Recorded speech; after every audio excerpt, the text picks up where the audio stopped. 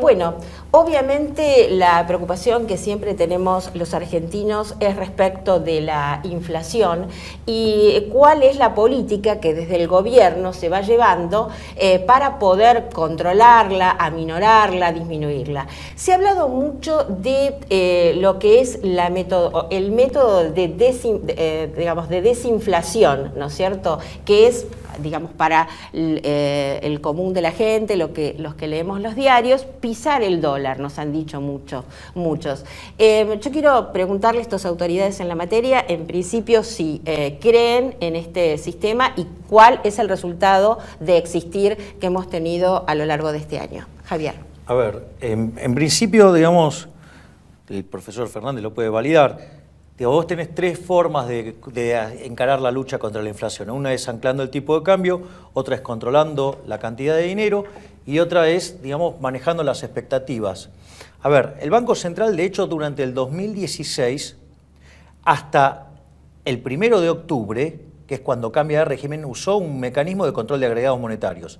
Y eso le permitió, digamos, lograr ser exitoso en bajar la tasa de inflación en la economía. ¿Sí? Pero después, ¿qué es lo que sucedió?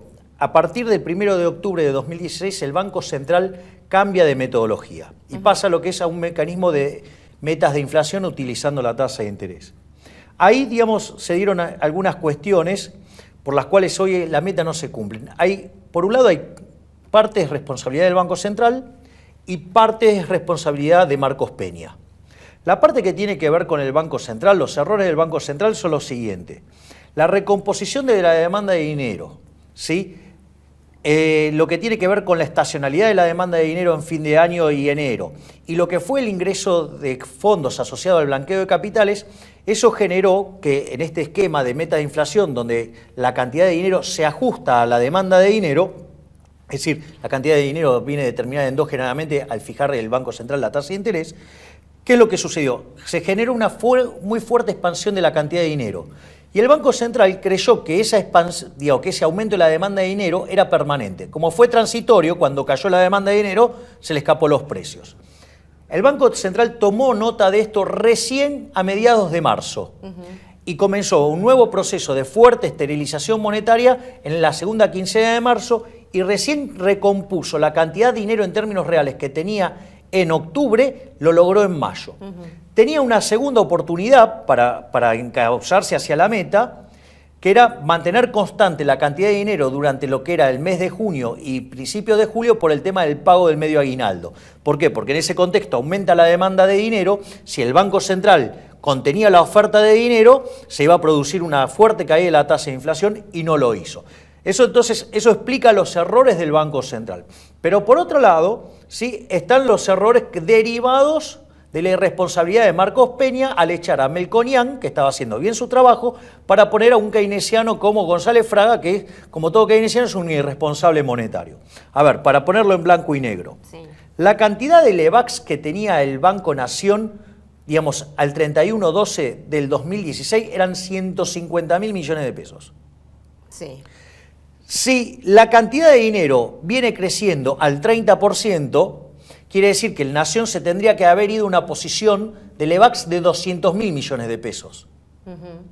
Tiene 100.000. ¿Qué quiere decir esto? El Banco Nación desesterilizó LEVAX para financiar el populismo durante la campaña electoral. Claro. ¿Sí? O sea, terminó estimulando mucho el crédito. Entonces, entre el tiempo que tardaron en implementar esta política, los 3 meses de lags que tiene, de rezagos que tiene la política monetaria cuando tenés sistemas de meta de inflación, que son más cortos que lo habitual, ¿sí? Eso te explica que en la última parte del año, la irresponsabilidad de Marcos Peña, instrumentada por González Fragas, te puso entre 6 y 7 puntos de inflación adicional. Y eso en el fondo te explica que este año podamos terminar entre el 24 y el 25%, donde el desvío que hubiera tenido el Banco Central, si bien ha cometido errores, fruto de utilizar el método del inflation targeting, digamos, hubiera estado más cerca de la meta que lo que efectivamente va a terminar estando. Bueno, en primer lugar, hay que, aclarando también lo que decía Javier, un esquema basado en el uso del manejo de la herramienta de la tasa de interés como herramienta de estabilización requiere fundamentalmente un banco central que tenga un alto nivel de credibilidad. Un punto central es cómo se construye la credibilidad, ¿no? Y la credibilidad no se construye con un anuncio o con un deseo. Entonces, en algún punto, la fijación de las metas por parte del Banco Central fueron demasiado ambiciosas e inconsistentes con el programa fiscal del gobierno. Sí. ¿Esto qué significa? Sí. Mientras el gasto público sigue manteniéndose alto, sí. ¿Sí? No es posible hacer un apretón monetario a través de el instrumento que es la tasa de interés sin lograr, es decir, ellos no lograría nunca una baja de inflación en términos permanentes. ¿Esto qué significa?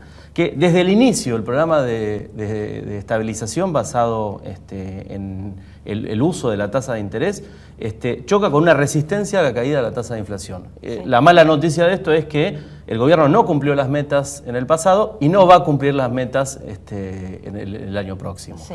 Es muy difícil aventurar un dato de cuál va a ser la inflación, pero si uno mira la evolución de los agregados monetarios, lo que uno se empieza a dar cuenta es que la meta propuesta por el gobierno no va a ser alcanzada y que nuevamente va a ser un desvío.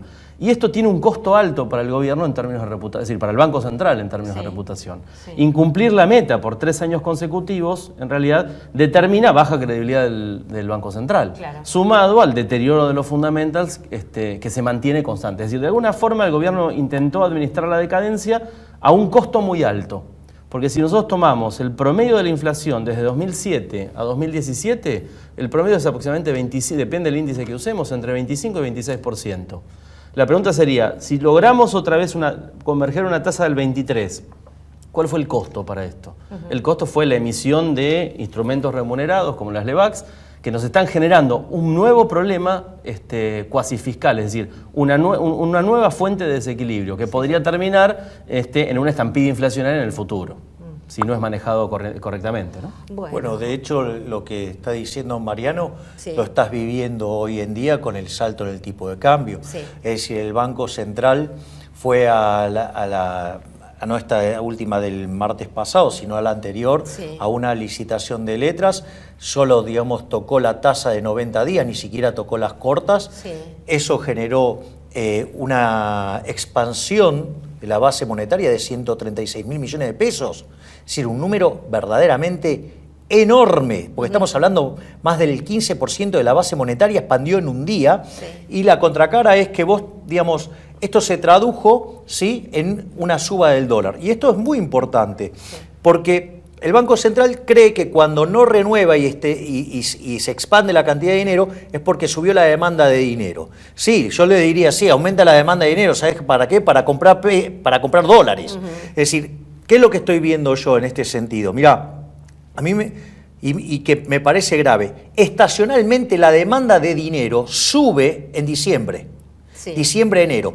Esos pesos después se reciclan y después cae la demanda de dinero, que lo empieza a hacer en la última semana de febrero, que es cuando ahí se te empieza a mover el tipo de cambio. Sí. Lo que yo digo es esto, si yo estoy en el pleno momento donde tengo mayor demanda de pesos, es decir, en el momento que se tiene que apreciar la moneda local, sí.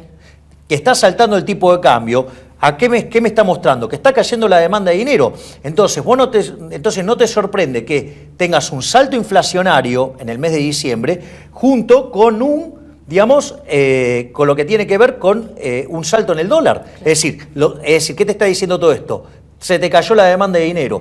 Y de hecho, digamos, cuando vos mirás el número de reservas internacionales, ya lleva perdido 3.000 millones de dólares, sí. En 12 días. Sí. Exacto. El otro punto que puedo agravar esto es que la respuesta racional, de acuerdo a este esquema del Banco Central, sería volver a subir las tasas de interés, ¿sí? Y en ese caso vuelve a generar el problema del conflicto del cuasi fiscal, sí. ¿Sí? Que hoy realmente es muy importante. Sí, creo que es importante decir, más allá de la corrida que estamos teniendo, es que el Central todavía tiene instrumentos para parar una corrida, pero estamos enfrentando una posición donde se está viendo una fragilidad creciente, sí. De los números macroeconómicos y del Banco Central, sí. Para poder afrontar quizás alguna crisis mayor en el futuro. Sí. Es decir, cualquier desequilibrio externo de la economía, un cambio de humor en el escenario internacional que modifique, sí. Abruptamente la tasa de rendimiento de los bonos del Tesoro, nos va a impactar y muy fuerte. Y eso creo que es lo que hay que estar mirando. Claro, estar mirando eso y lo que dijo Javier de la expansión del crédito. Sí. La expansión del crédito en Argentina puede llegar a ser peligrosa y puede ser el punto en donde venga la crisis. Excelente. Es más, yo te quisiera señalar algo muy importante de lo que dijo Mariano, sí, respecto a lo que tiene que ver con el stock de Levax, ¿no? Claro, porque una de las cosas que vos, digamos, que puede argumentar el Banco Central, bajo las cuales podría funcionar, es que en algún momento se empiece a dar una expansión de la actividad económica que genere un aumento de la demanda de dinero y que naturalmente desesterilice el Levax contra demanda de dinero. Pero para eso vos tendrías que ver la economía creciendo, tendrías que ver la tasa de inflación cayendo, ¿sí? Y sobre todas las cosas, deberías poder ver a la política fiscal encauzarse hacia un sendero de sustentabilidad, es decir, de que están mejorando los números.